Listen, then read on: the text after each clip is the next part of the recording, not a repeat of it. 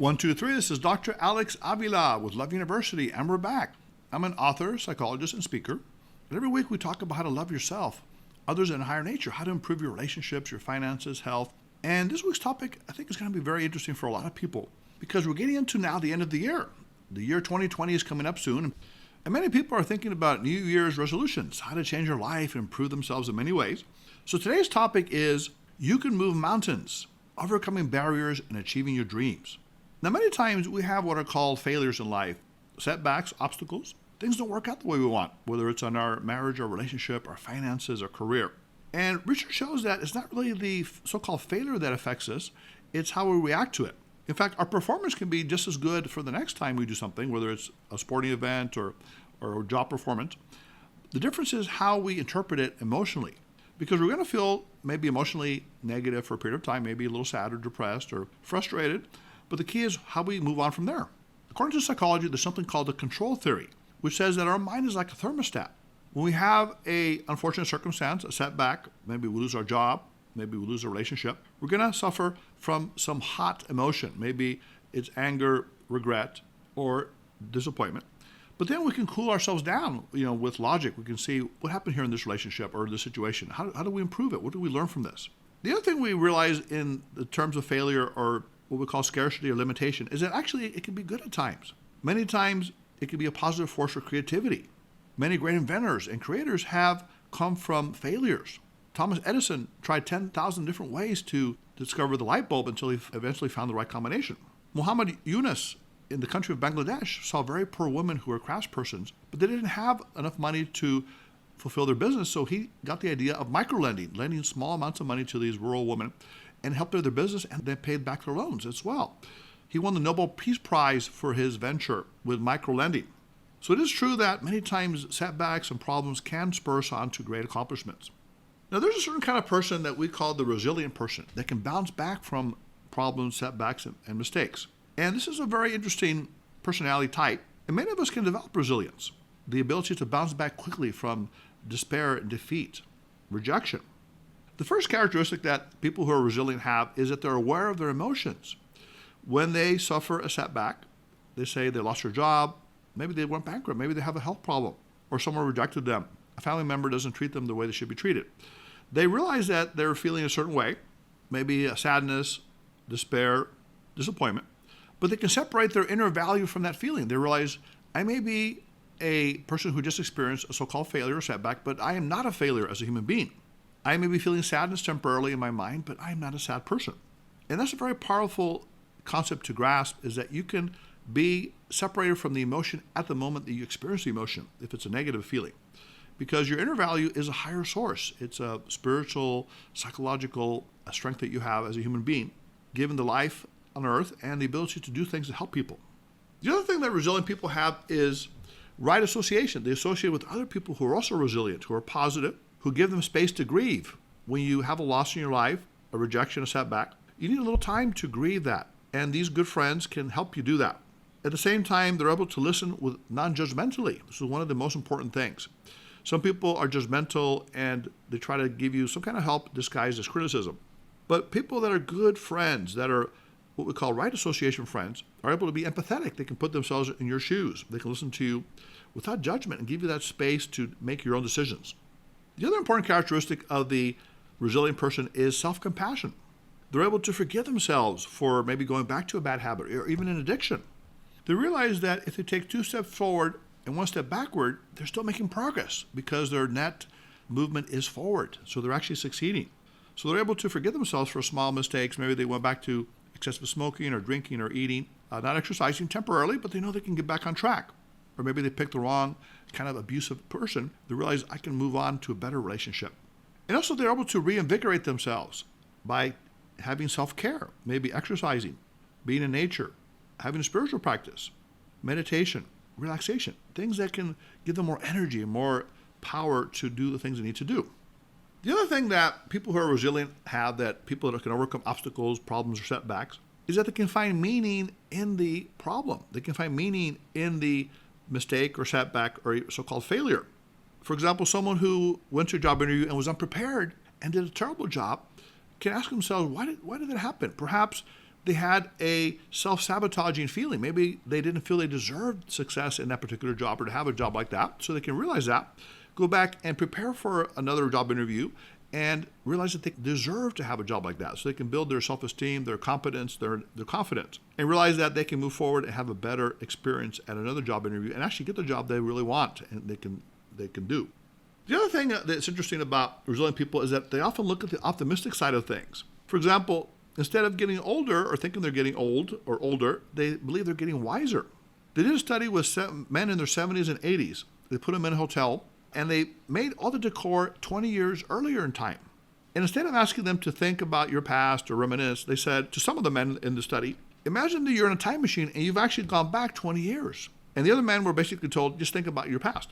Those men that actually believed they had gone back in time in a time machine walked stronger, stood up straighter, had less arthritis. They had more mental ability and capacity. And they were shown pictures of these men that believed they went back in time to some other individuals. And they said they actually look younger as a result. So their whole mindset has shifted. Instead of feeling old, they felt younger and more enthusiastic. Let's say that you have some barriers in life right now. Those listening to Love University are students. Maybe you're failing in your examinations at school. You're not doing well. Maybe in your job, your marriage, your relationships. Maybe you feel lonely. You're a single person and you can't find the right person. Financially, you lose money or you don't know if you can make money. Or your career, you're in a dead-end career. How do you overcome barriers and obstacles to have the success and achieve your dreams? The first step is to recognize a non-success when it occurs, or a so-called failure. Maybe you didn't do well in that business or that relationship. It ended up in so-called failure. You ask yourself, what happened? Why? Was it something internally for me? Maybe I had a fear of success or fear of rejection. Maybe it was an outside circumstance. Somebody else got involved or something that I couldn't control. But I take responsibility for the things that I can control, for the ways I can relate to other people, for what I can learn, overcome perfectionism, procrastination. At the same time, ask yourself, what are the benefits of this so-called failure or non-success? Now, maybe your car broke down, your transmission went out, but it went out maybe in your house as opposed to on the freeway, which would have cost you more and possibly would have risked your life. So you can feel in some ways better as a result of that. There's a benefit that it happened when it happened.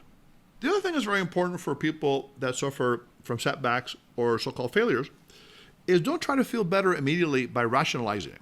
You might say, well, I didn't really want that job or that person in a relationship, or I didn't really have the ability to get that position or that business. I didn't have the knowledge or intelligence. So it's okay, it didn't work out. Or you could say, my friend distracted me from doing well on an exam because he took me out partying or socializing. So I blame it on my friend. Now, those things can make you feel temporarily better, but in the long run, the emotions can come back stronger and you feel more regret, more disappointment because you didn't really deal with it in the right way in terms of taking responsibility for things. The other thing that's very important for a person to have this power of resilience and overcoming obstacles and barriers is something called emotional granularity. Now, emotional granularity in psychology means to be able to be specifically able to pinpoint your feelings. What do you feel? I do a lot of work with clients who have been either traumatized or suffer from depression or anxiety. And I ask them, how do you feel emotionally? And they often say, well, I feel good or I feel bad.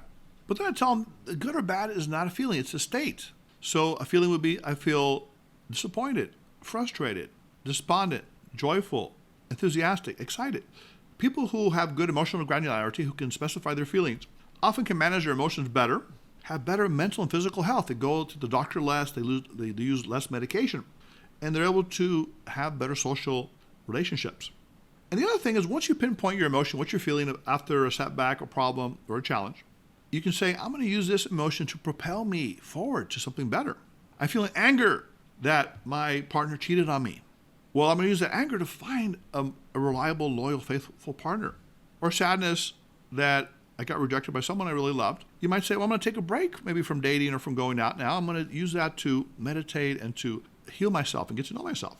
So it's very important that instead of allowing these negative emotions to hurt you and destroy you, use them as motivation. Use them as a tool to propel you forward and become a better and happier person, to grow. Another thing that people that have resilience do, that overcome obstacles, is that they're able to summarize themselves and their life vision in a very clear and concise way. One exercise is that you can, for example, summarize your whole life right now in 6 words. For example, I would say, Dr. Avila, My life goal is to extend loving energy without expectation, which is actually 5 words. Now, Reggie, my producer, you've been listening to the show, and I know you're kind of a philosophical guy. Can you tell me a few words to describe your life, the way you would want it to live it? I get knocked down, but I get up again. Okay, that's not 7 words, but that's close, George. I think that's not too bad. Okay. And what does that mean to you? That's an interesting phrase. Well, funnily enough, it's a lyric from a song by Chumbawamba Tub Thumping, a song from the 90s or whatever, and it's just, it just really speaks to me. Whenever you get knocked down, you get up again. You don't let things keep you down. There you go. So you're a resilient guy, Reggie. That's kind of nice. So you have that kind of ability. And you can sing a little bit too, I can tell, right? Okay. So those are the important things to kind of find out, what is your life mission? Don't wait until you have it on your tombstone and then someone writes it for you, but you write it for yourself. So you create your own vision of what you want in life, and that vision propels you forward, despite the obstacles and problems in life. So people want to be a great parent or friend, do something creatively, artistically, scientifically, maybe start a great business to help people. Whatever it is that inspires you, motivates you, put that down in a phrase, and look at that phrase every day. Put it on your mirror. Meditate upon it. Let it drive you to excellence, despite obstacles and problems. Another thing that you want to do as part of your life vision is to take the long view. See your life as perspective. Maybe you've had some setbacks in terms of finances and friendships and careers and other issues, but realize, how important is this going to be in 5 years if I'm making progress toward my goal? Now, Reggie, I think you've told me in the past you wanted to be a producer, a radio producer. What is your ultimate goal? My ultimate goal? Well, yeah, something along those lines. Become a host, actually. A host to do a show like this. Okay, you don't take my job, right? But in a good way, right? Yeah. Okay. Friendly competition. Yes, of course. So then you want to be a host and produce a show, which is a wonderful goal. But maybe you've had some rejection, right? People may not believe in you, or you may, make some so-called mistakes or setbacks, but you keep going forward because you see that great vision that you have. And part of that is focusing on things that inspire you. Maybe you will write or read about being a host or, production. Maybe you'll watch YouTube channels, other things that can give you knowledge and wisdom. Take courses, talk to other people, find mentors in the field that can also inspire you and keep you going. The other thing that many times holds people back, once you've had a failure, an obstacle, or setback, is something called fear. They fear they will fail again. I wanted that person, I wanted to have a relationship, and they didn't want me. I failed, or I failed in a marriage. I don't want to try it again. I'm afraid. Or in a business, I failed in the business. Or I wanted to go back to school and I couldn't afford it. I have kids.